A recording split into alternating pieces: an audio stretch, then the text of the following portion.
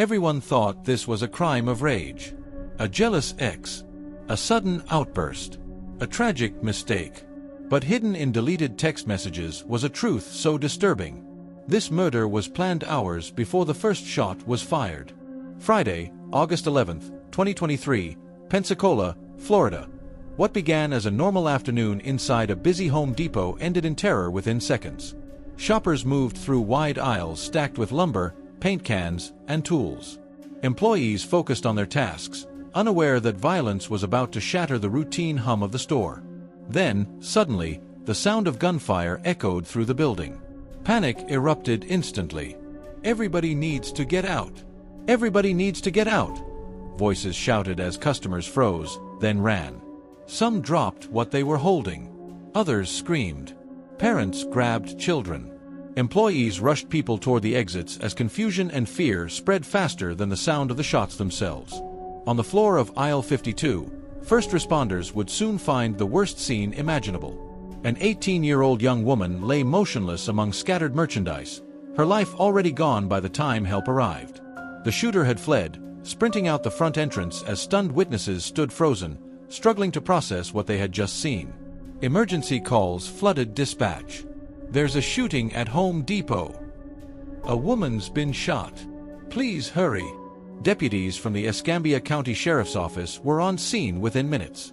Outside the store, frightened shoppers gathered in the parking lot, some crying, others desperately calling loved ones. Inside, deputies cleared the building aisle by aisle, ensuring the shooter was no longer present. In aisle 52, the evidence told a brutal story. Products had been knocked from shelves during the chaos. Spent 9mm shell casings lay scattered on the floor. Blood stained the concrete. The attack had been swift, targeted, and devastating. The victim was identified as Brooklyn Sims, a young mother working inside the store that day as part of an inventory crew contracted by Home Depot. She had been counting products when the gunman approached her. Investigators quickly realized this was not a random act of violence. Brooklyn appeared to have been the sole focus. Two other workers nearby had also been injured, though they survived. For Brooklyn, there was nothing anyone could do. Witnesses described seeing a man run from the aisle immediately after the shots, heading straight for the front doors. Descriptions varied: clothing, build, direction of escape, but one thing was clear: the shooter knew exactly where he was going. As deputies secured the scene, supervisors and co-workers searched frantically for answers. Brooklyn's supervisor, Sheila, was visibly distraught, pacing near the entrance and pleading with officers for information. No one yet understood the deeper connection between the victim, the shooter, and the woman now breaking down outside the store. What appeared at first to be a tragic but straightforward workplace shooting was anything but simple.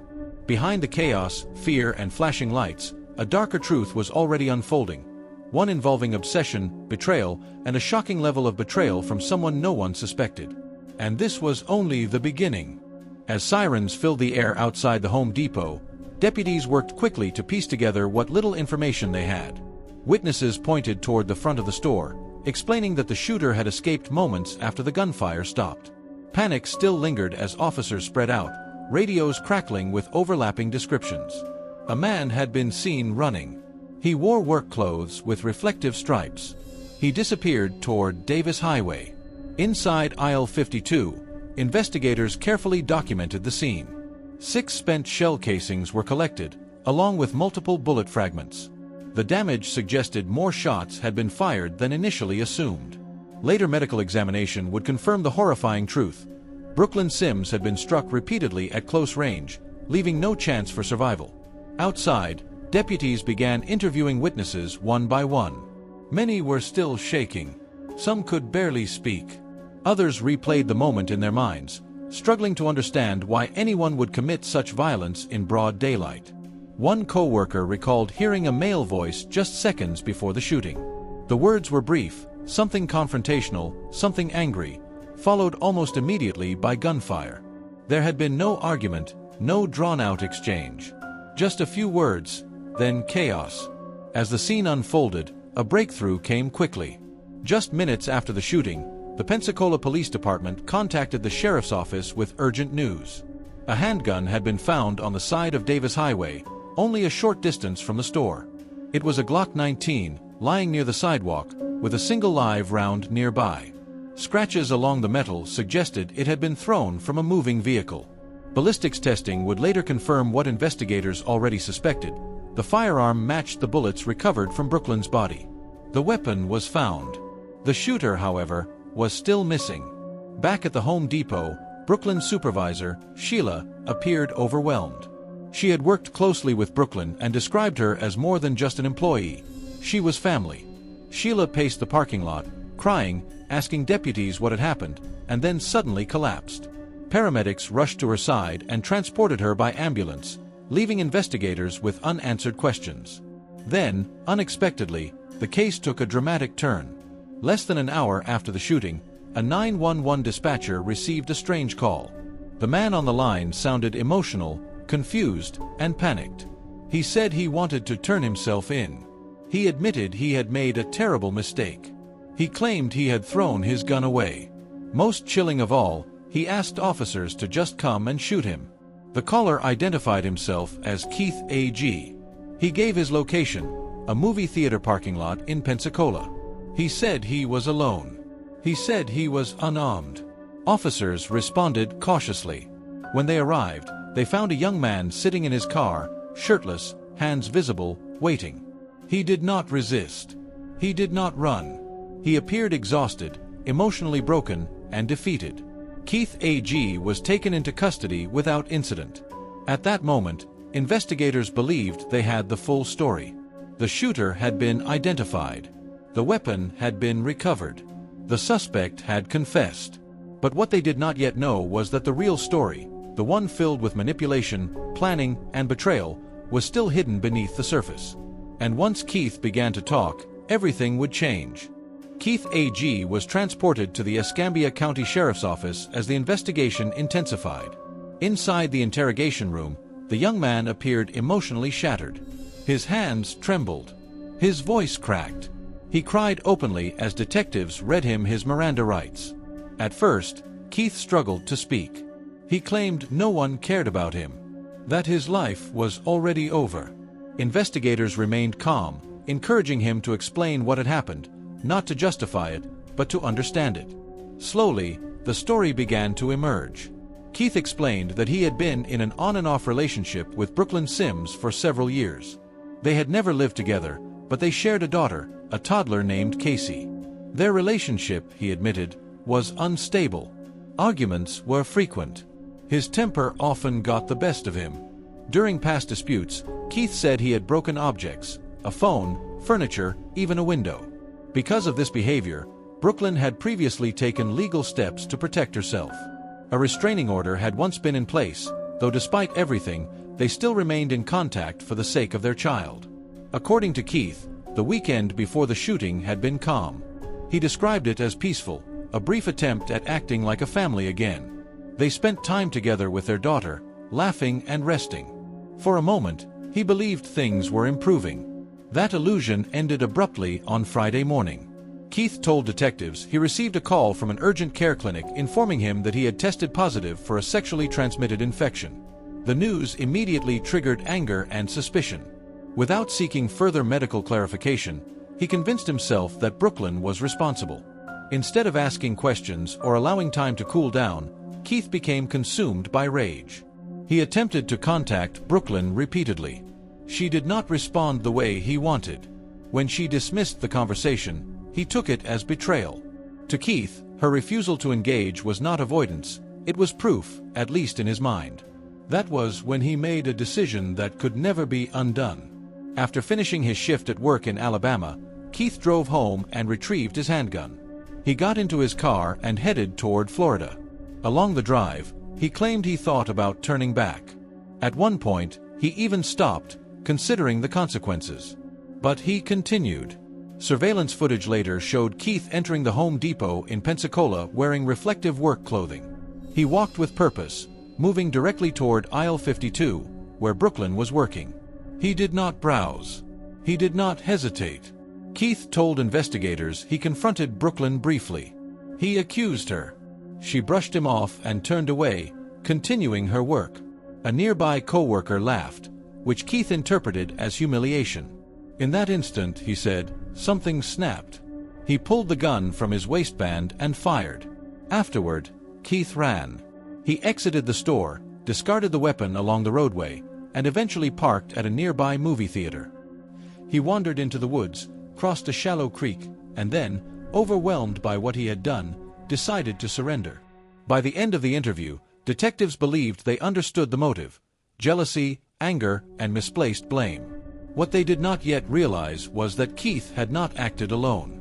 And the next revelation would shift the focus of the entire case, from a single killer to a far more disturbing conspiracy. For investigators, the case against Keith A.G. already seemed solid. He had confessed. The weapon had been recovered. Surveillance footage placed him at the scene. Motive, opportunity, and action all aligned. But as detectives prepared to formally process the evidence, one detail demanded closer attention: Keith's cell phone. When officers informed Keith that his phone would be examined, his demeanor changed. He stopped crying. He grew quiet. Then, unexpectedly, he asked to speak again. What he revealed next would alter the direction of the entire investigation. Keith admitted that he had not been completely honest earlier. Before driving to Pensacola, he had been texting his mother, Sheila A.G. Not casually, not briefly, but continuously, for hours. Detectives immediately requested a full digital extraction of the device. What they uncovered was staggering. The text messages began just minutes after Keith received his medical test results. At first, the conversation revolved around anger and blame. Keith accused Brooklyn of ruining his life. He threatened violence. He spoke openly about killing the mother of his child. Instead of discouraging him, the responses from his mother did something far worse. Sheila confirmed Brooklyn's location. She discussed timing. She warned Keith not to shoot at her car because she didn't want to be hurt herself. She encouraged him to act immediately rather than wait. Most damning of all, she provided the address. Surveillance footage from the Home Depot added another chilling layer. During the same time frame as the text exchange, Sheila was captured on camera near the store entrance. She paced back and forth. She frequently stopped to type on her phone. She looked toward the doors repeatedly, as if waiting for someone to arrive. Investigators now understood something horrifying. This was not a spontaneous crime. It was guided. Keith later admitted he had asked his mother whether she had warned Brooklyn. She assured him she had not. She even instructed him to delete their text messages. He tried, but digital evidence is rarely so easily erased. When detectives confronted Keith with the recovered messages, he broke down. He acknowledged that his mother knew exactly what he planned to do. He admitted that she had helped him find Brooklyn. With that revelation, the narrative shattered. The woman who had collapsed in a parking lot, who had appeared to be a grieving supervisor and devastated maternal figure, was now a central figure in a murder investigation. Days later, detectives traveled to Alabama to interview Sheila A.G. They recorded the conversation using a body-worn camera placed on the table. At first, Sheila denied everything. She claimed she was trying to calm her son. She suggested that Brooklyn had taken her phone and sent messages herself. She insisted she never believed Keith would actually follow through. But the messages told a different story. When detectives read them aloud, Sheila grew defensive. Her explanations shifted. Her timeline unraveled. The contradictions became impossible to ignore. Investigators laid it out plainly. She had hours to warn Brooklyn, hours to contact police, hours to stop what was coming. She did none of it. By the end of the interview, the truth was unavoidable. Keith A.G. had pulled the trigger, but his mother had helped aim the weapon. And soon, both would face justice. With the full scope of the crime finally revealed, prosecutors moved forward against both Keith A.G. and his mother, Sheila A.G. What had initially appeared to be a single act of uncontrolled rage was now clearly a case of premeditation, planning, and betrayal at the deepest level. Keith was charged with first-degree premeditated murder. The evidence against him was overwhelming: surveillance footage, ballistic matches, his confession, and, most critically, the text messages proving intent hours before the killing. At trial, Keith did not deny pulling the trigger. Instead, his defense argued that the murder was a crime of passion, claiming his emotions overpowered his judgment in a sudden moment. The jury did not agree. They saw the drive across state lines, the retrieval of the weapon, the deliberate search for Brooklyn, and the calculated confrontation inside aisle 52. They heard Keith admit he could have walked away, and chose not to. Keith A.G. was found guilty of first-degree murder and sentenced to life in prison without the possibility of parole. But the case did not end with him. Sheila A.G. faced her own trial as a principal to murder, accused of encouraging, directing, and enabling her son's actions. Her defense centered on one argument. She never believed Keith would actually kill Brooklyn. She claimed her words were exaggerated attempts to control her son's behavior, not instructions meant to be followed. The prosecution dismantled that claim piece by piece. Jurors were shown the messages, the threats, the encouragement, the address, the warnings not to shoot her car. They were shown surveillance footage of Sheila pacing near the store, texting as the clock ticked down. They were reminded that she never warned Brooklyn, never called police, never tried to stop what was coming. In her first trial, the jury could not reach a unanimous verdict, and a mistrial was declared. But the state tried again. The second jury deliberated for only a few hours. This time, the decision was clear. Sheila A.G. was found guilty of first-degree premeditated murder as a principal. Like her son, she was sentenced to life in prison without parole. In the courtroom, Brooklyn Sims' family finally spoke. They described her as gentle, loving, and full of warmth, a young woman whose entire world revolved around her daughter. Brooklyn's child, now orphaned of both parents, was placed in the care of her grandmother, who vowed to raise her with the love Brooklyn would have given. The tragedy left scars that would never fully heal. A young mother lost her life. A child lost both parents. And 2 lives were permanently destroyed by anger, obsession, and the failure to choose compassion over violence. Brooklyn Sims went to work that day expecting nothing more than to finish her shift and return to her daughter.